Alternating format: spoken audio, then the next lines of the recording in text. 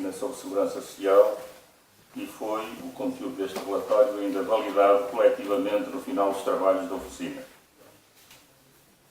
O direito à segurança social está consagrado designadamente na Declaração Universal dos Direitos Humanos, no Pacto Internacional sobre os Direitos Económicos, Sociais e Culturais, na Carta dos Direitos Fundamentais da União Europeia, na Declaração de Filadélfia e no artigo 63 da Constituição da República Portuguesa.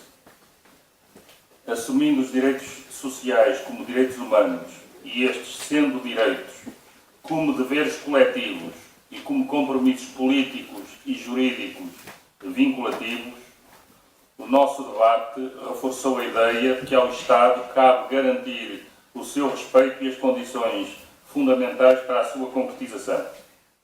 Estas condições não podem ser asseguradas pelos mercados e pelo setor privado. Os mercados não são determinados pelas preferências e direitos sociais, mas pelo lucro. Não são responsáveis perante os cidadãos. Não são eficazes no sentido de não serem capazes de realizar os objetivos de garantir a cobertura de riscos inerentes à proteção social, convertendo esta, por exemplo, no caso das pensões, no resultado contingente e incerto de uma aplicação financeira. A provisão pública da segurança social é, por isso, a única que consegue respeitar ao mesmo tempo as exigências de universalidade, indivisibilidade, igualdade, responsabilidade e eficácia. A provisão privada, subordinada ao mercado, não assegura a proteção social ou falo de modo necessariamente mais imperfeito e contingente.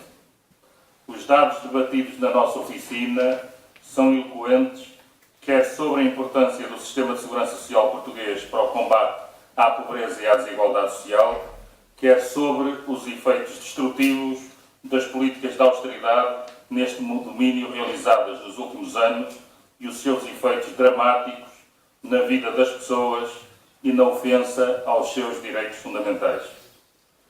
O sistema político de segurança social português é uma conquista notável do processo de democratização iniciado com o 25 de Abril, tendo como pilares fundamentais o regime previdencial, incluindo aqui a CGA dos Trabalhadores da Função Pública, que funciona como um seguro social suportado pela tributação sobre os rendimentos de trabalho, e, por outro lado, o sistema de proteção social de cidadania, orientado para a garantia universalista e solidária de prestações e apoios sociais financiados pelas receitas fiscais do Estado.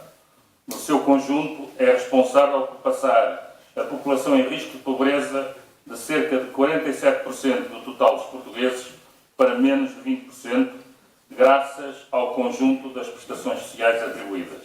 Ou seja, sendo Portugal um dos países mais desiguais e mais pobres da Europa, é o sistema público de segurança social que garante, pela redistribuição que opera, a redução drástica e substancial dos riscos potenciais de pobreza dos portugueses. E fazemos-lo, aliás, com uma despesa pública em proteção social de cerca de 26% do produto interno bruto, o que é menor do que a média da União Europeia, situada em cerca de 30%.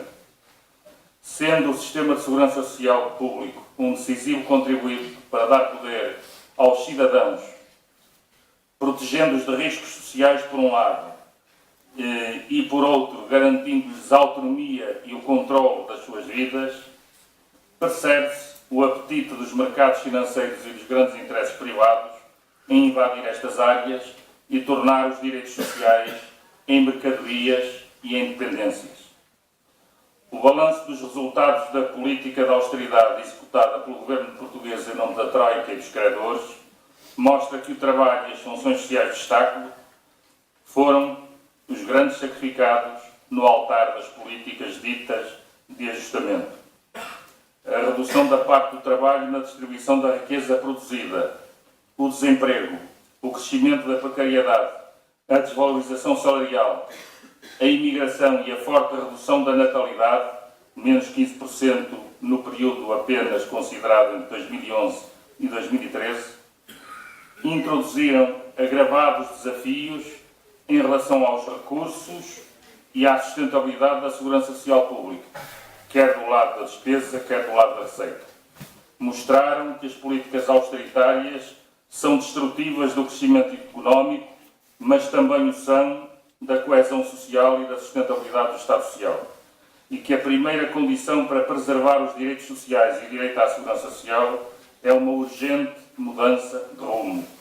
Ou muda a atitude do Governo e do Estado em relação aos credores e à dívida pública, ou o sistema público de proteção social será sacrificado no altar da austeridade. As políticas austeritárias, orientadas para utilizar como variáveis de ajustamento o sacrifício do trabalho e do Estado Social, são eloquentes nos seus resultados quanto à degradação do sistema de segurança social. O Ministro da Solidariedade, do Emprego e da Segurança Social declarou há dias que, citamos, temos um Estado Social mais forte no combate à pobreza. Fim de citação. A verdade dos factos, da vida das pessoas e dos números diz o contrário. Aumentou o número de desempregados e reduziu-se o valor, a duração e o número dos desempregados com subsídio de desemprego. Aumentou a pobreza, quase 20% da população em risco de pobreza, e diminuiu o rendimento dos mais pobres. Reduziu-se a natalidade, como já referimos, também afetada pela incerteza e insegurança geradas pela crise e pela falta de apoios às famílias. Mas, em contraponto com a propaganda oficial, reduziu-se fortemente o número de beneficiários do abono de família. Cortou-se também o valor das pensões, introduziram-se contribuições extraordinárias, taxas especiais em sede de IRS, congelaram-se as pensões reduzindo-se o seu valor real. Tudo isto afetando uma segurança social construída com base num contrato social fundado na solidariedade e na confiança entre todos.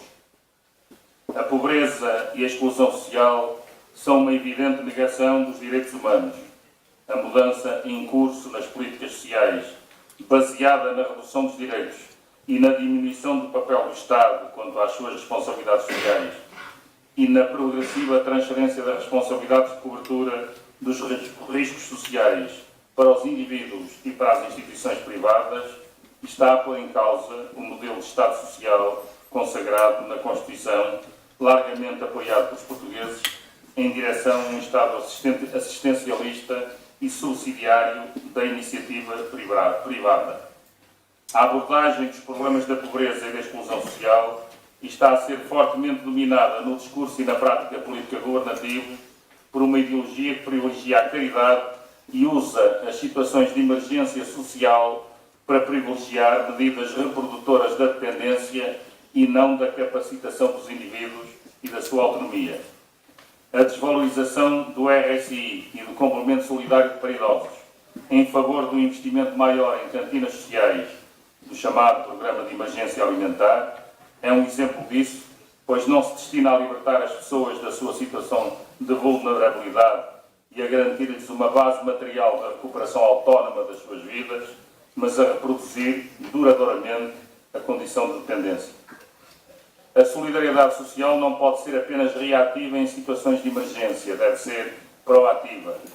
Como sublinhava em entrevista recente ao boletim da Associação 25 de Abril, o presidente da Caritas portuguesa, Eugénio da Fonseca, na sociedade portuguesa há tendência para sermos mais críticos dos pobres que da pobreza e para estigmatizar os pobres pela sua pobreza. Colocam-se as causas e as culpas da pobreza nas suas vítimas. Boa parte dos responsáveis políticos olham a pobreza como uma fatalidade e, portanto, sujeita à caridade e não como situação a combater e superar em nome do respeito pela dignidade da condição humana. É verdade que os programas e medidas assistenciais são necessários para enfrentar situações de privação extrema e de emergência pessoal e social. Mas o assistencialismo é converter tudo isso na política e na orientação dominante em matéria de proteção social. Lutar contra a pobreza e contra as desigualdades exige a definição necessária de uma estratégia de luta contra a pobreza e contra a desigualdade, em que assuma que as políticas sociais não devem desenvolver-se apenas quando há crescimento, mas, ao contrário, elas são necessárias e mesmo indutoras de efeitos positivos sobre a economia, o crescimento e a competitividade. Lutar contra a pobreza e contra as desigualdades exige a plena assunção do Estado na responsabilidade política por garantir a proteção social e a provisão pública neste domínio. Exige uma cooperação e uma parceria responsáveis e fundadas em regras claras com as instituições privadas da área da economia social e solidária que atuam nesta área, com rigoroso controle dos recursos públicos aplicados no apoio à prestação de serviços e colhendo delas também a sua valiosa experiência para a preparação das políticas públicas. A sustentabilidade do sistema público de segurança social português é uma causa do nosso tempo que precisa de ganhar e envolver a participação do conjunto dos cidadãos para que seja possível enfrentar e resolver os desafios que ao seu futuro são colocados quer pelos ataques dos adeptos das políticas de austeridade e da mercadorização de toda a vida humana, quer pelos reconhecidos problemas demográficos. Em resumo, e para concluirmos, lembramos o que Almeida Garrett, um suspeito liberal do século XIX português, dizia no seu livro O Arco de Santana: e o povo que não assossegue, nem durma no seu caso. Povo que dorme, tirania que desperta. Obrigado, Henrique.